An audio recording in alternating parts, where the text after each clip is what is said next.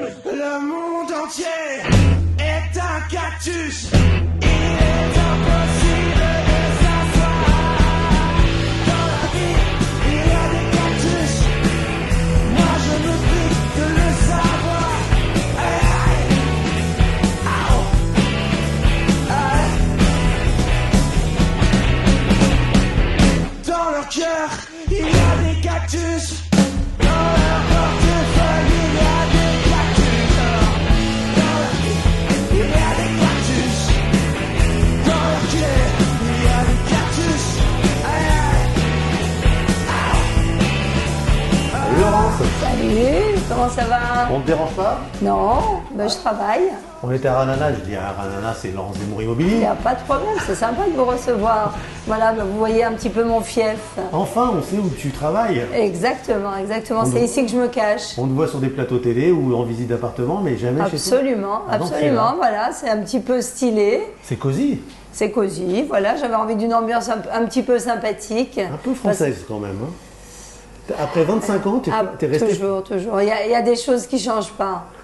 Bon, vous avez vu?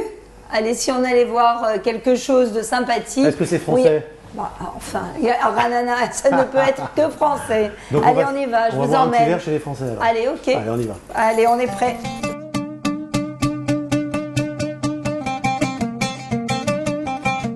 Allez, on est parti. On est Alors, où est-ce qu'on va, là? Alors là, on est sur la rue Arrouza. La fameuse. Rue Arrouza, qui n'est pas hyper grande, puisqu'il y a simplement 15 feux du début à la fin d'Arrouza. Mais bon, elle a le mérite d'être sympathique. Et à quelques pas, on va pouvoir aller à la Piazza, qui est un restaurant fréquenté par beaucoup de Français. Donc voilà, un endroit qui est très aimé des Français. On peut y déjeuner le midi, le soir. Et voilà, c'est une petite ville sympathique. C'est pas Paris, c'est pas Marseille. Il y a combien de Français ici? On parle de 15% de à de peu la près, population. à peu près 15%. Il y a de plus en plus de Français, mais il y a aussi énormément d'anglophones. Il y a des Turcs. Enfin, c'est une petite tour de Babel, comme tout le pays en fait. Ouais. Et toi, tu les connais bien, ceux-là, parce qu'ils viennent souvent te voir pour... Moi, je connais beaucoup de Français, effectivement, parce que ça fait 25 ans que je suis en Israël et 20 ans que je suis sur tu Ranana. arpentes les rues de Ranana. Exactement, comme ce ouais, soir. arpenter, oui. Si Oui, on veut. Je tourne beaucoup, effectivement. Mais j'avoue que c'est très sympathique. C'est très sympathique. On voit énormément de gens sympas, des gens qui au départ sont un petit peu déboussolés et puis après qui prennent leurs repères, comme nous tous en fait. On fait tous la même chose. Et puis bon, malgré les prix qui vont dans tous les sens, c'est quand même... C'est pas ta faute, ça, j'ai compris. Non, ça c'est sûr que c'est pas de ma faute, mais c'est un pays où il fait bon vivre en fait. Donc là, Et tu peux puis- nous expliquer, Ranana, comment ça fonctionne? Alors ici, Arrouza. Arrouza, c'est la rue principale. Ici, on a la place de Yad Labanim, où il y a la bibliothèque municipale. Et en fait, on a des petites rues adjacentes, mais là, on est vraiment au centre, au milieu d'Arrouza. Au milieu d'Arrouza, on a plus loin l'Est, qui a été passé un moment très prisé par les Français, mais aujourd'hui il y a beaucoup de Français de partout, dans tout Ranana. Alors c'est des villas, des petits Alors immeubles? non, ici on est en centre-ville, on a beaucoup d'immeubles, mais dans les rues adjacentes, on a énormément de petites maisons. De toute façon, Ranana, si on regarde autour de soi, il y a des immeubles qui ne peuvent pas être plus hauts que 7 étages. Sauf à l'entrée de la ville où ils ont autorisé 15 étages, sinon ça va être que des petits immeubles. On n'a pas le droit de construire en hauteur, c'est pour préserver un petit peu le cachet de la ville, qui est un petit peu un village. Un village bourgeois un peu, non? Bourgeois, pas dans la mentalité, mais effectivement c'est une ville qui est très prisée. Alors au départ, Ranana était très prisée par les anglophones. Et puis, au fur et à mesure, les francophones sont venus également. Effectivement, c'est une ville un petit peu bourgeoise, mais c'est une ville très sympathique. Avec de bonnes écoles. Le niveau scolaire est très bon. On a un bon niveau socio-économique. Donc ce qui fait effectivement que les prix ne sont pas toujours bon marché. Mais c'est une ville où il fait bon élever nos enfants. Bon, alors pour faire la fête, c'est plus Tel Aviv quand même. J'ai l'impression, Alors pour parce que faire là, la fête... on est jeudi soir. Non, pour faire la fête, je suis désolée, mais non, on s'est trompé de ville. Non, effectivement, c'est plus une ville familiale, on va dire. Mais effectivement, si on veut faire la fête, c'est pas ici qu'on va venir. Ah, bah, y a du vous monde voyez quand même, il y a un peu de monde. Enfin, c'est pas Tel Aviv, mais vous voyez, il y a du Ah, monde. ça c'est Rugby Israël, donc il est minuit, on fait des travaux à minuit là. C'est normal, c'est normal. Ils font des travaux à minuit. C'est normal, mais vous voyez, ce qui est sympathique, c'est que c'est quand même assez éclairé. C'est qu'il y a quand même, vous voyez, du monde aux terrasses des cafés et des restaurants. Donc c'est quand même une ville sympathique. Bon, on va s'asseoir où alors là? Eh ben, on va essayer de s'asseoir à la piazza. Si on nous trouve une... Eh ben, on va essayer de montrer patte blanche. Alors, ça va? Tu vas bien? Allez, faites un petit sourire. Voilà, ils voulaient voir où il y a des Spécial Français. Donc on leur a dit. Voilà, donc on leur a dit, c'est ici qu'il y a des Français, voilà.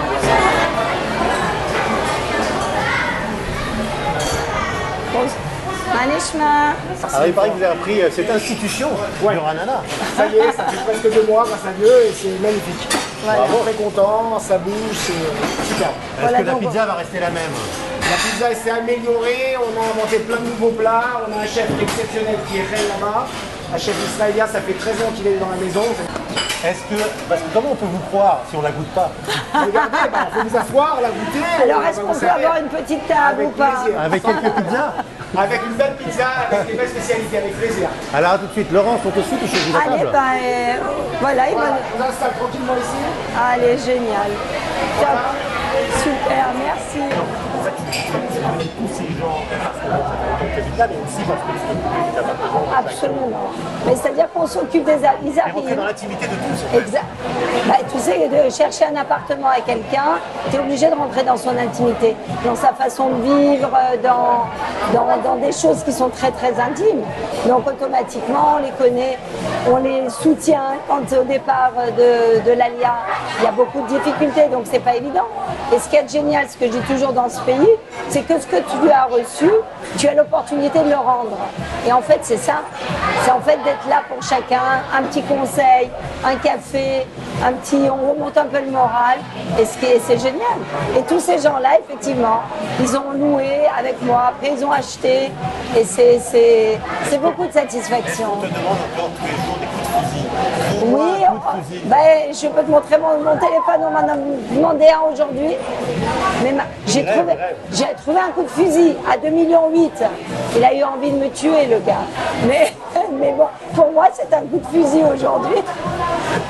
Ouais, le marché, vraiment, on va pas faire Non, on va pas recommencer, mais effectivement, bon, ben, écoute, pour l'instant, il est ce qu'il est. On fait il y a des plateaux.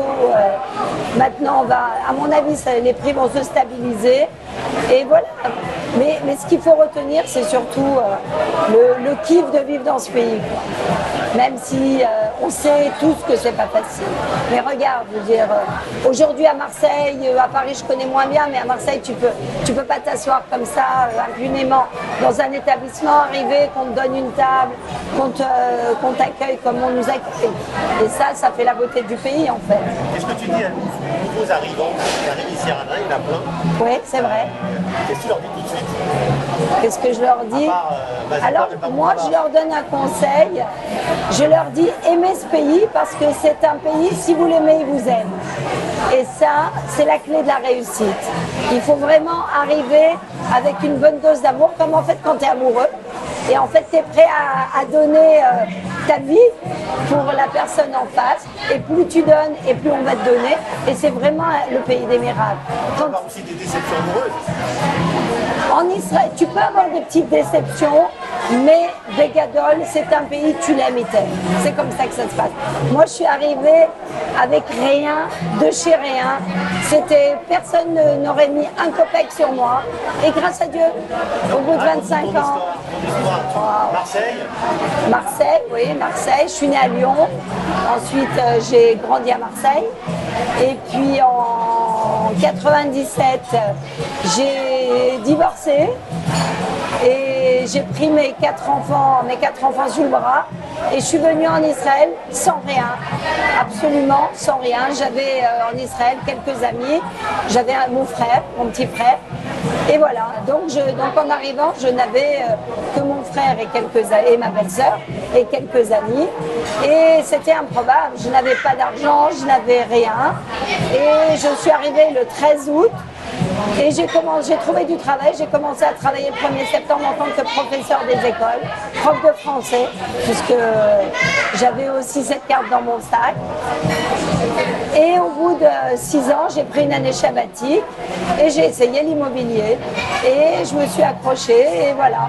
Donc pour moi, c'est une belle histoire parce que jamais j'aurais cru pouvoir réussir comme j'ai fait réussir. Je ne parle pas d'argent, je parle de bien-être, je parle d'avoir élevé mes enfants ici, je parle d'avoir aujourd'hui 9 petits-enfants, des vrais Israéliens. Et ça, pour moi, c'est une vraie réussite, d'avoir réussi à rester 25 ans et surtout d'être heureuse. Parce que ça... Je sens derrière ça une philosophie de vie particulière. Est-ce que tu fais du coaching de vie? Est-ce que tu t'intéresses à ça? Absolument. Ouais, parce qu'on sent quelqu'un d'apaisé quand même. Absolument. Ben, d'abord, il y a l'âge qui fait que... Oh, c'est pas toujours vrai. Oui, qu'on s'apaise. Mais effectivement, j'ai fait du développement personnel, du coaching, et c'est vrai que ça apaise et ça permet surtout de se focaliser sur le bon côté des choses, sur tout ce qui va. Parce qu'on sait très bien que la loi de l'attraction, l'énergie va où tu poses ton attention. Et moi, j'ai décidé de la poser sur tout ce qui allait. Donc voilà. Et du coup, ce qui ne va pas, eh ben, on le voit moins. Alors, là, je vous mets au milieu, la melanzana. Ça, c'est très bon, c'est de l'aubergine avec du fromage, c'est vraiment très bon. Et ça, c'est la pizza margarita avec des champignons et un œuf coulant au milieu. Voilà. J'espère que vous allez aimer. Bah, non, la piazza, ça existe depuis longtemps. Ah oui, c'est une institution. En vrai, on n'a rien inventé, on a juste repris quelque chose et on va juste amener notre touche à nous. Stéphane, il va mettre de la musique souvent. Il est DJ Stéphane de base, donc il va mettre de la musique. On va faire des soirées à thème. Et voilà, sinon, c'est la même équipe, c'est les serveurs. Pas de pression de reprendre la piazza. Ah si, parce qu'il faut que ça reste à la hauteur quand même. Vous savez, il faut toujours que ça soit plus haut. Dès qu'il y a une petite baisse, après, non, il faut qu'on va monter encore plus haut. Et puis vous savez quoi? On va faire des erreurs, c'est sûr. On va sûrement mal servir quelqu'un, on va sûrement pas mettre assez de temps pour le servir, c'est sûr. On va pas se voiler la face. Mais en tout cas, on va essayer, on va y mettre notre cœur. On va le faire avec le sourire. Et voilà, c'est tout ce qu'on peut souhaiter, que les gens soient contents. Il faut qu'ils soient contents, c'est tout. Merci, c'est sympa. Merci.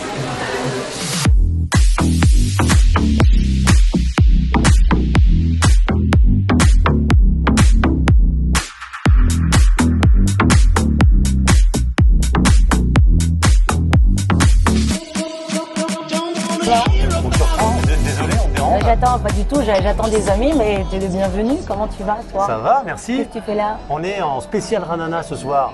Quelle bonne Ils idée. sont en compétition sur Tel Aviv pour les sorties. On essaie de voir si c'est vrai. Est-ce qu'il y a une compétition? Eh bien, écoute, moi je trouve que c'est une ville qui est très bien fréquentée, très propre. J'aime beaucoup ce restaurant. Et bon, je suis venu te voir parce que il y a un souci en ce moment et apparemment tu as des solutions. Tu es spécialiste, militant de la vie chère en Israël et de l'environnement d'ailleurs. Mais j'ai très envie de parler avec toi là-dessus. Il y a beaucoup à dire, il y a beaucoup à dire. Ouf. Enfin, personnellement, je sais pas toi, mais moi je suis furieuse, quoi. Ouais. On est un pays extrêmement riche avec une population pauvre. On est un des plus chers du monde. Dernièrement, je lisais, le contrôleur de l'État avait fait une étude sur 2017 où en fait, par rapport à l'Union européenne, si l'on compare par rapport au pouvoir d'achat, on paye les aliments, la nourriture et les boissons 51% plus cher. Ça c'était 2017. À ton avis, on en est où là? Ah ouais.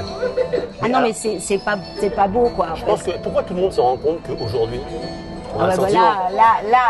alors là, ils se sont régalés, quoi. L'Ukraine, la guerre en Ukraine, elle a bon dos, quoi. Le problème, si tu veux, c'est que c'est un problème soi-disant que c'est partout pareil. Mais il peut plus, à nous les Français, ils ne peuvent pas nous le dire ça. On est bien d'accord. Hein. Quand tu compares les prix en Israël par rapport aux autres pays, on est un des plus chers, c'est pas le plus cher, quoi. Donc il ne faut pas qu'ils nous racontent, ils ont de la marge. Hein. Tu sais, en fait, le pays, il faut comprendre comment ça marche ici, parce que c'est assez spécial. En fait, on croule sur les monopoles.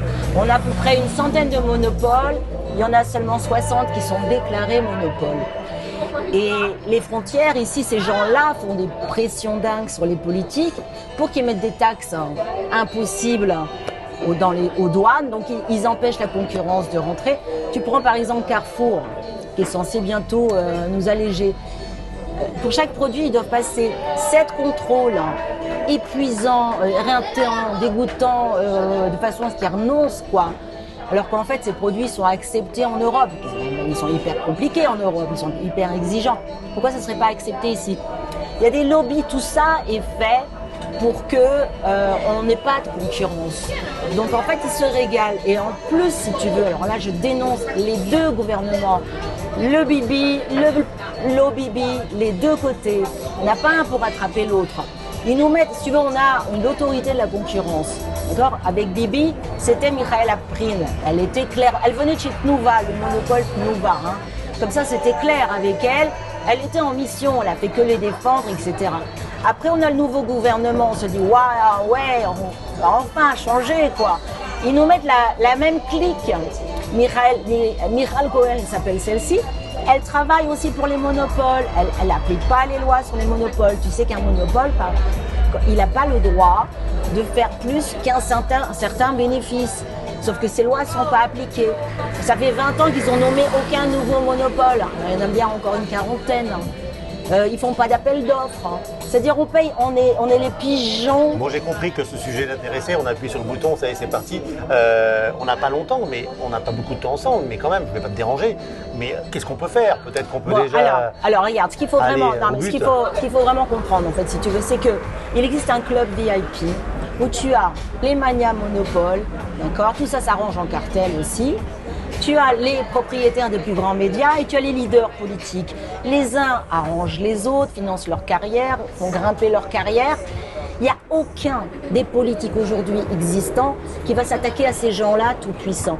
Aucun. Et si on existait un, on l'aurait peut-être un peu remarqué, tu vois. Donc la seule solution, c'est un qui ne fait pas partie de ce club-là, qui n'a pas été financé par ces gens-là, qui a fait ses preuves, d'oser risquer sa vie même. Hein. Alors sans parler de sa carrière, en s'opposant à ces gens-là. Ben, la chance qu'on a en Israël, parce que c'est vrai que c'est un problème un peu mondial, sauf qu'ailleurs il y a quand même des organisations défenseurs du consommateur qui font limiter les dégâts. Ici, il n'y en a pas. Et donc, ce type-là, c'est lui qui a sauvé l'économie en 2003. Donc, il a fait ses preuves que c'est un économiste hors pair. Il est bardé de diplômes, des prix dans le monde entier. Le monde entier, aujourd'hui même, les économies du monde entier l'appellent pour lui demander donc, tu son parles avis. Bien de Zelicha. Voilà, c'est ça. Et alors, cet homme-là, c'est le professeur Yaron Zelicha. Donc, en fait, le monde entier, en ce moment, lui demande conseil, mais notre gouvernement, non. Donc, il va en politique bientôt pour les prochaines élections? Il se présente aux prochaines élections. Il s'est déjà présenté aux dernières élections. Et là, il y a eu une campagne extraordinaire de la part de qui? Des télévisions dont les propriétaires sont Monopole Coca-Cola, Monopole du gaz. Le gaz aussi, on se fait bien arnaquer là-dessus. Voilà, donc ils ont fait une campagne avec il passe pas le seuil, il passe pas le seuil, il passe pas le seuil. Ils ont même induit les gens en erreur. Ils ont cru qu'il s'était presque retiré. Donc il a fait un flop aux dernières élections. Il avait mis 2 millions de sa poche, hein, plus les dons des gens comme toi et moi, hein, pour faire avancer tout ça. Et donc là, il se représente aux élections.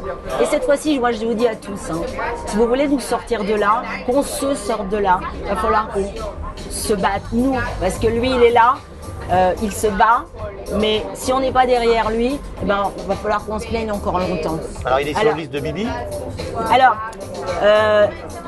c'est un homme qui s'est énormément battu contre la corruption. C'est vraiment, s'il y a un maître de la corruption en Israël, c'est contre la corruption, c'est bien lui.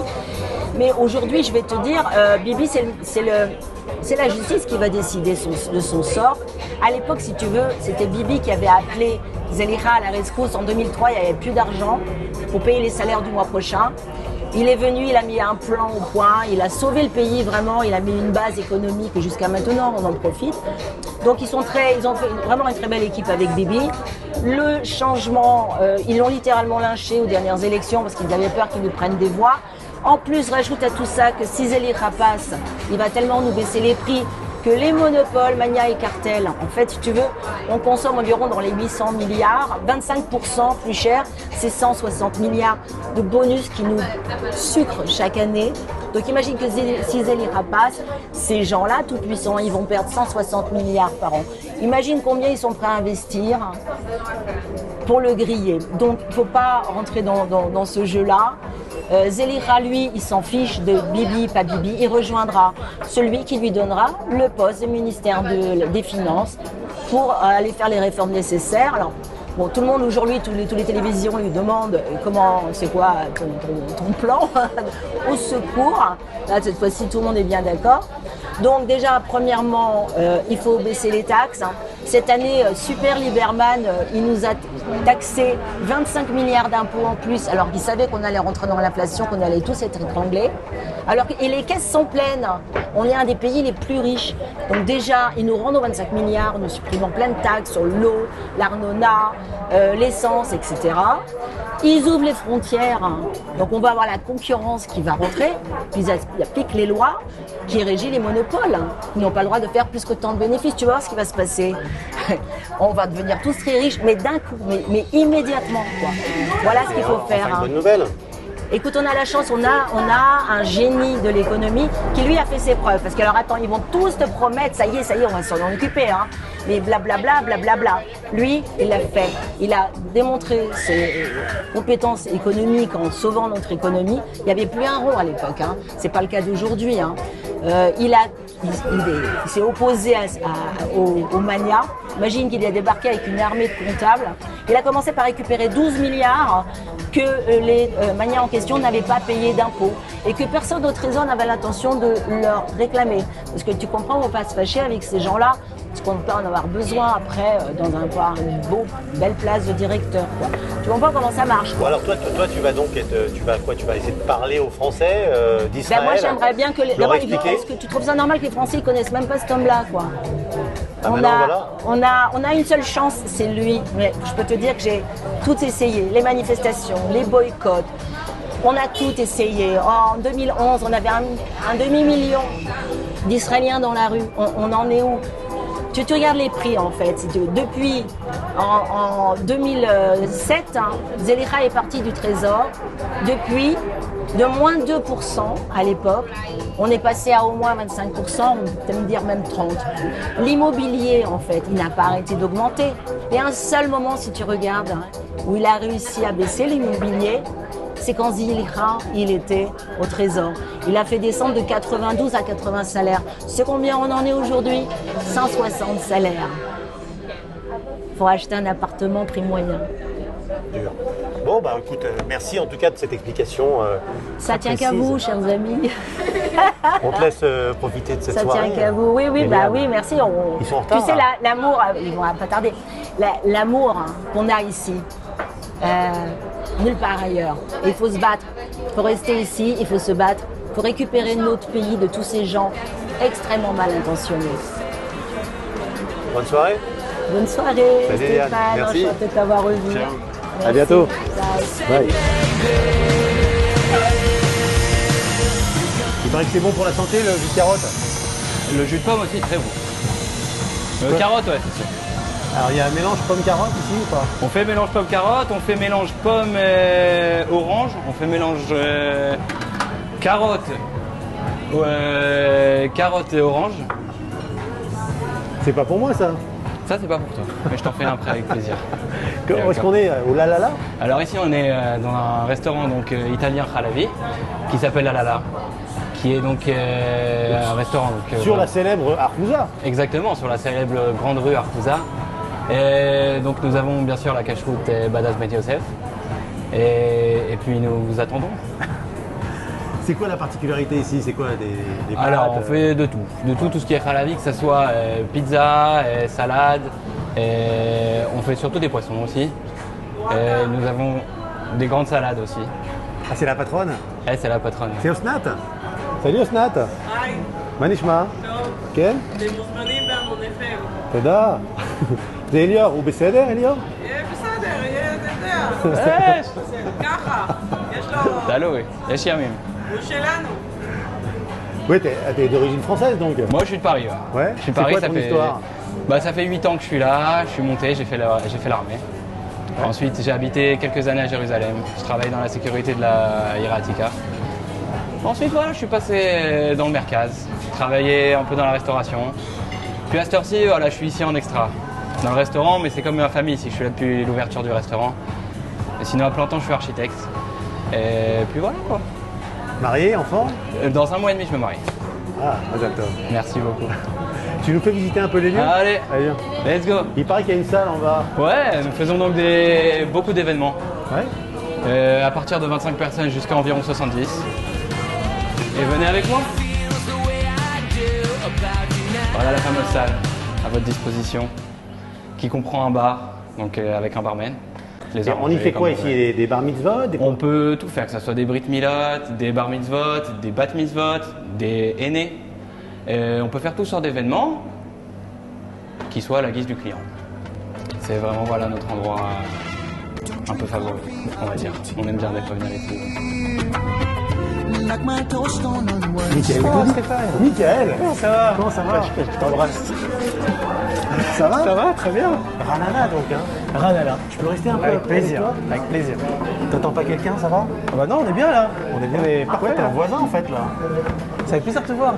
T'es un voisin d'ici. Je suis un voisin d'ici, absolument. J'habite à... Bon, c'est un très bon restaurant, mais j'habite à 200 mètres. Donc, Depuis 1 an. Et depuis 1 an pile poil. J'ai Donc, fait mon anniversaire il y a 1 semaine. Anniversaire de l'Alia. Mazal Tov. Ali anniversaire, on dit. Exactement. Mais c'est génial alors d'être ici, non? Écoute, Un vrai c'est- Parisien déjà, un vrai Parisien. Ben, un Parisien depuis ma naissance. Je suis né à Saint-Cloud, si tu veux, et j'ai passé toute ma vie à Boulogne-Billancourt. Donc, À côté des Boulogne-Billancourt, studios c'est- télé. Exactement. Et, Entre le bureau et les studios de la SFP. Ce qui fait que tu es producteur de télé aussi. Exact. En France, tu l'as été pendant longtemps. Et je suis ravi de voir des producteurs de télé arriver en Israël. Ben on en voilà. a besoin. Il n'y en a pas tant que ça. Ah, il y en a pas, on a dit qu'il y en Non, il y avait en a pas plein tant. pourtant. Non, Il est très non, bon, il- hein. Ouais, je sais pas, mais il n'y en a pas tant que ça. Il en faut plus. Bah écoute, j'espère qu'on va apporter notre pierre à l'édifice. Il faut. Bien sûr, les Français ont beaucoup apporté ici en Israël. Mais alors, d'un point de vue très personnel, ton expérience d'Alia après 1 an? Déjà, tu vois, je suis en sandales là. Ah, ça y est, t'es israélien, ça y est. Et le fait de savoir que je vais passer ma vie en sandales, déjà c'est génial. Je me sens libre. Il y a une forme de liberté. Tu as une liberté, bon effectivement vestimentaire. Tu vois, j'ai la kippa. C'est un truc que j'ai jamais mis en France, quoi. Et tu mets fin à une schizophrénie, quoi. C'est-à-dire qu'en fait ici tu te sens pleinement ce que tu es, quoi. Tu vis ton identité full gaz, quoi. T'as pas besoin d'avoir une vie à la synagogue, une vie au boulot, et une vie de famille. Tout est connecté, quoi. Donc il y a un sentiment de liberté qui est génial. Et Donc, si tu te t'aimes pas sens les très bien. chaussures Berluti, t'es pas obligé t'es pas forcé d'en mettre. La perspective de passer ma vie en sandales, déjà c'est un truc exceptionnel. Mais, Mais et l'ivrite et l'hébreu alors? la livrite, je m'y suis mis depuis 1 an. Donc là je fais l'ulpan. J'avais déjà Plutôt de bonnes sérieux, bases. je te sens sérieux. Ouais, moi j'ai très envie de m'intégrer. Tu as raison, c'est la clé. On m'a beaucoup dit ça. On m'a beaucoup dit ça. Et déjà la langue c'est bon pour le cerveau à notre âge. J'ai 47 ans et apprendre une nouvelle langue c'est un changement. Ça régénère des cellules? Complètement. Non, ça régénère des cellules et puis même c'est une nouvelle vie quoi. Tu vois, tu apprends un nouveau langage, un nouveau dialecte, c'est des nouvelles connexions. C'est une belle langue quand même. L'hébreu, c'est une langue extraordinaire. Déjà, c'est la langue de nos ancêtres. Et c'est une langue qui est une manière de communiquer, mais qui est aussi une manière de se connecter de manière générale aux choses, aux événements, à la géographie. La langue traduit bien la mentalité du pays, des gens. Écoute, je suis encore en découverte, pour être tout à fait honnête. C'est encore un peu tôt pour te le dire. Mais découvrir une nouvelle manière de vivre, c'est ça qui est intéressant en fait. On m'a souvent dit que l'Alia, il faut faire attention. Si tu veux vivre ta vie de français ici, c'est-à-dire faire la même chose ici, ça colle pas. Il faut changer, quoi. Et j'ai l'impression de vivre ce changement. Tu vois. Et avec des vagues comme ça, des fois c'est très dur, des fois c'est extraordinaire. Tu te surprends toi-même à réagir différemment à des situations. Complètement. Ouais, Complètement. Tu te israélises. Je m'israélise un petit peu. Ouais. Ah, c'est comme un mariage quoi. Avant tu es célibataire, après tu rencontres ta femme, et puis tu as des cycles. Tu as les 1 an, les 3 ans, les 7 ans, je pense. Je vais voir comment ça se passait. Et la famille, en fait, justement, la famille, la femme, les la enfants. famille, c'était. Alors il y a beaucoup de gens qui disent qu'il faut partir pour la famille. C'est vrai que les gosses sont. Bon, moi j'ai 3 enfants, je les vois souriants, bronzés. La banane, ils font du bateau, ils font du surf. J'ai l'impression de leur offrir autre chose qu'à Boulogne, où l'activité principale du week-end c'était aller voir la grand-mère. Quoi. Bon, que j'adore. Hein. Tu peux lui passer le bonjour. La belle-mère, oui. Que j'aime beaucoup. Mais si tu veux, j'avais pas l'impression de leur offrir un truc génial. Quoi. Et là, je les vois à la fois bien intégrés, épanouis, heureux. T'as l'impression d'avoir fait un truc important pour eux. Quoi. Et alors, tout ce qui est des idées reçues, tu en as effacé quelques-unes, ça y est. On sait très bien que les touristes français, quand ils viennent ici, ont toujours ces petits reproches à nous faire comme ça. Les taxis sont chers, ils nous marchent sur les pieds, ils nous tiennent pas la porte. Est-ce que toi, ça y est, c'est passé ça? Ah, c'est passé complètement. Tu vois, tu sens le ridicule de cette situation Ah, complètement. Mais non, mais tu le vois avec tes yeux de français en fait. Ouais. Mais bon, c'est autre chose, c'est une autre vie, c'est un autre pays, c'est une autre histoire, c'est une autre manière de communiquer, c'est une autre manière d'interagir. Donc quand tu le vois avec tes yeux de français, c'est sûr qu'il y a un choc évident. Mais quand tu vois ça dans notre angle, finalement tu comprends que le choc, moi non, c'est quand je reviens en France. Ça c'est encore différent. Je me rends compte qu'en fait, dans l'immeuble dans lequel j'ai habité depuis 10 ans, ma voisine ne m'a jamais dit bonjour, quoi, tu vois. Enfin, me regarde à peine. Alors que là, tout l'immeuble, j'ai fait la connaissance de l'immeuble en 3 semaines. Que j'ai un type qui fait l'entretien de mon immeuble, il me donne un petit enseignement biblique le matin. Bon, ah ouais. Nous on a une rubrique qui s'appelle Rugby Israël dans une des émissions de la chaîne et on peut la faire qu'en Israël évidemment, ça s'appelle Rugby Israël où tu as des moments mais qui ne peuvent pas exister ailleurs et ça on adore et c'est ce qui fait un peu le booster de vivre ici entre autres. La vie est dure quand même, la vie est chère. On a rencontré ce soir quelqu'un qui nous a parlé de la vie chère d'ailleurs. Écoute, la vie est difficile. Moi j'ai la chance de faire partie d'une population privilégiée parce qu'habiter à Ranana c'est pas à la portée de n'importe qui, l'immobilier est cher. Le coût de la vie est cher, mais c'est vrai que tu prends conscience que tu fais partie d'un peuple de guerriers en fait. Ici, les gens, c'est des guerriers, ils font la guerre. Quoi. Ils font 2-3 jobs même. Hein. Ils font 2-3 jobs, le boulot c'est difficile, l'intégration est difficile, la vie sociale est difficile, la vie est chère.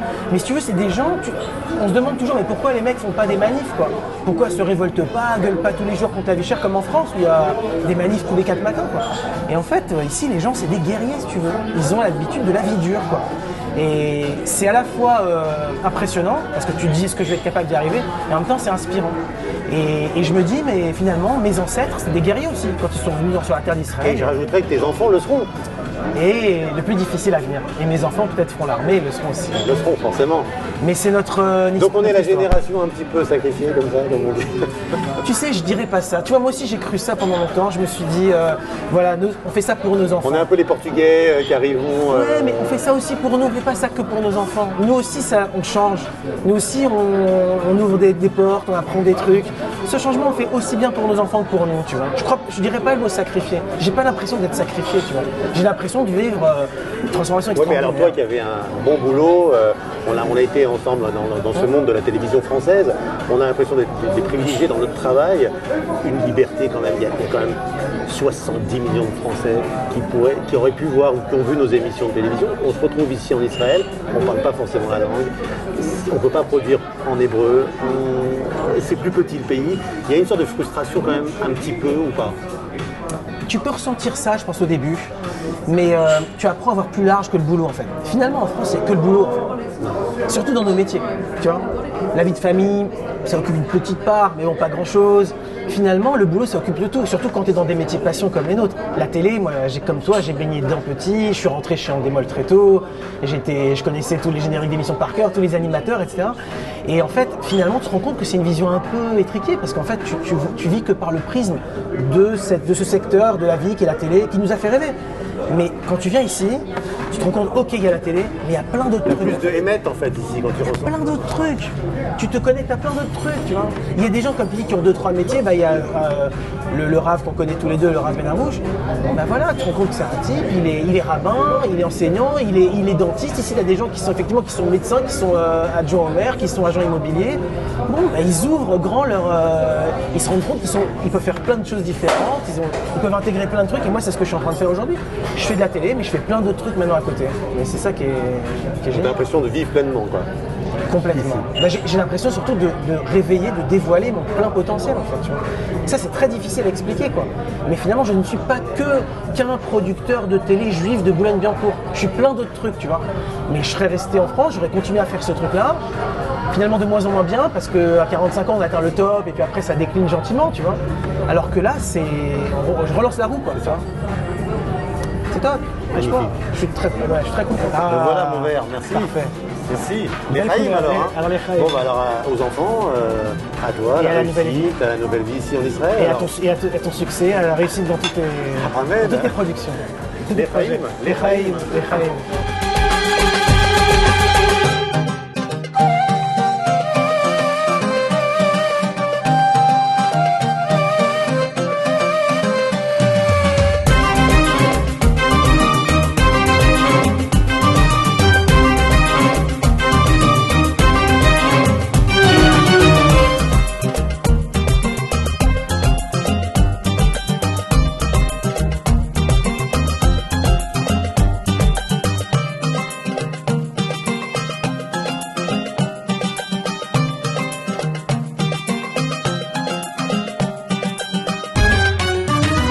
Salut Yoel. Shalom, comment ça va? Excuse-moi, on te dérange pendant ton travail, mais vraiment, on avait très très envie de venir te surprendre dans ton atelier de Ranana. Avec grand plaisir, vous êtes les bienvenus. Voilà, je suis dans mon atelier.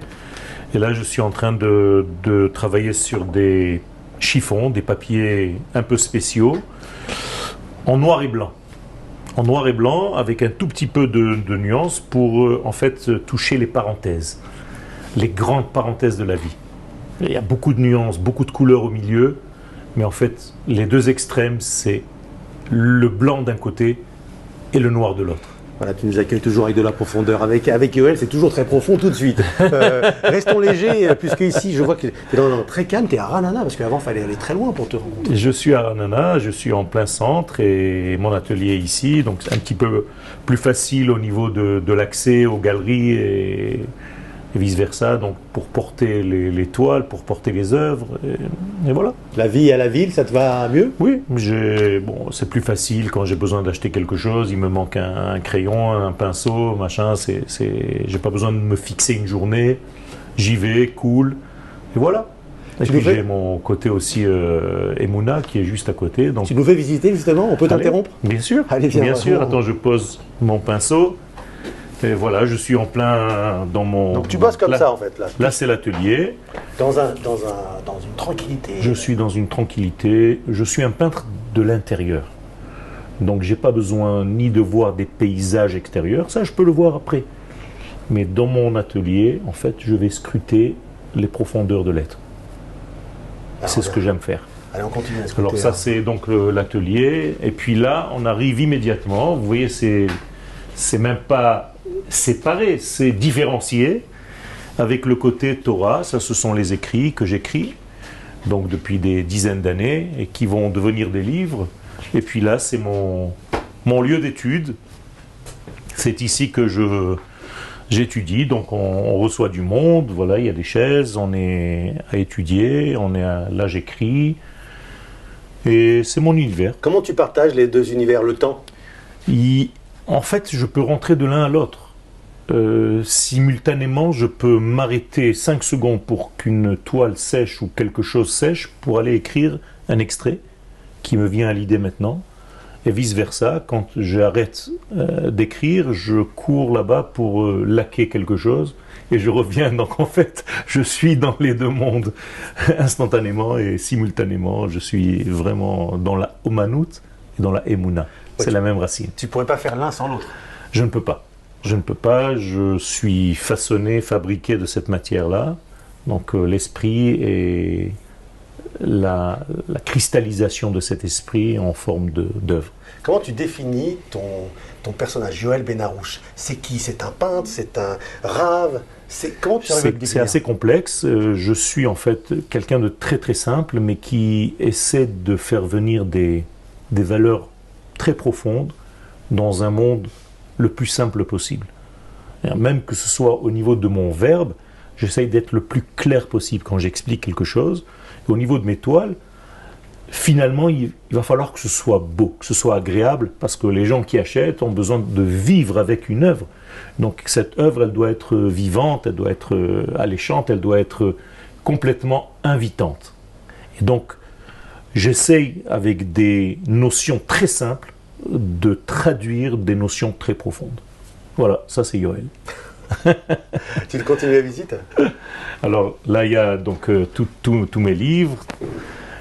Et il y a aussi même des créations de mode ici, parce que j'aide mon fils. Mon fils est un créateur de mode. Et donc il crée. Et donc c'est le Marsanne, là, c'est le Marsanne, il y a de tout, de partout. Et voilà. Je suis en pleine révolution et évolution dans mon travail, dans ma Torah, dans tout. Et bah, au Hachem, il y a des changements, quoi. Avec le Corona, il y a des choses qui se sont changées. Et je n'ai pas envie de retrouver le monde d'avant. En fait, c'est quelque chose de très intéressant. On a une tendance à revenir vers ce que nous connaissons. Et là, j'ai laissé tomber ce que je connaissais pour atteindre quelque chose d'autre. Je sais où je veux aller, mais ça prend du temps et c'est très bien. Là, on parle des deux domaines, là. Hein. Des deux domaines. Des deux ça domaines. va ensemble. Moi, j'aimerais bien retourner dans les toiles. J'ai envie de grandir, voilà. Et comme on est dans un atelier, on a envie d'un peu de profiter de ton génie créateur. Tu vois, regarde. Je veux voir comment tu fais. Il y a de tout. Je peux prendre n'importe quel support et travailler dessus d'une manière, voilà, ça va être posé sur un disque, dans une boîte en plexi, le disque va tourner, et donc il va y avoir en fait une histoire de vie sur un globe, comme l'histoire de notre monde. Donc tu peux trouver des éléments... J'ai vu quelque chose de laqué là-bas, c'est nouveau ça encore. Ah, ça c'est en fait c'est pas une laque, c'est de l'époxy. Alors l'époxy, c'est, voilà, ça c'est par exemple une œuvre qui a été faite, et après j'ai passé l'époxy dessus, c'est-à-dire que c'est une résine en fait, et cet effet brillant va donner un effet beaucoup plus moderne à l'œuvre, donc plus accessible aux jeunes, à une nouvelle génération, et moins le peintre. Voilà. T'aimes bien la découverte de. J'aime bien. J'avance, je sculpte, je travaille avec des nouvelles matières, avec des. Bon là, c'est une exposition sur papier qui est prévue, mais je touche à plein d'éléments.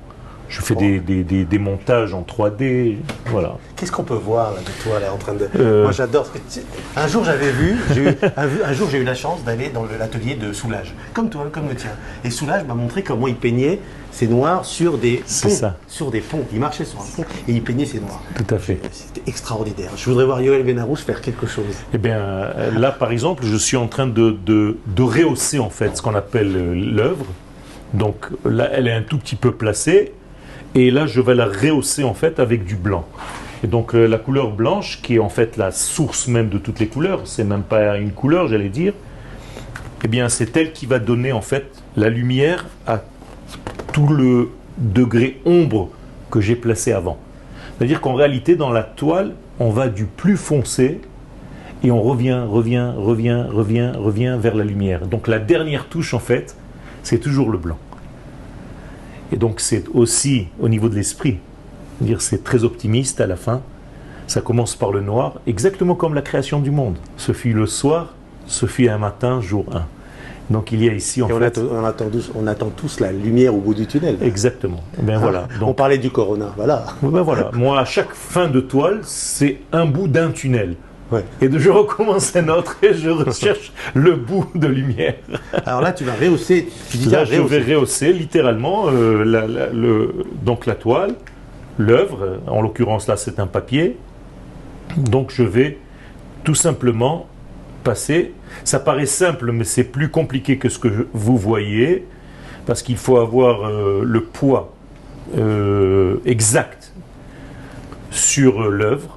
C'est-à-dire que la Le matière. Non, le poids même poids que j'appuie, que je donne, pour que justement ça fasse un côté un petit peu plus léché et non pas quelque chose de très très très très fort. Donc j'ai besoin de mesurer en fait l'intensité de la main sur l'œuvre d'art pour donner aussi cette sensation de granulé et de fond.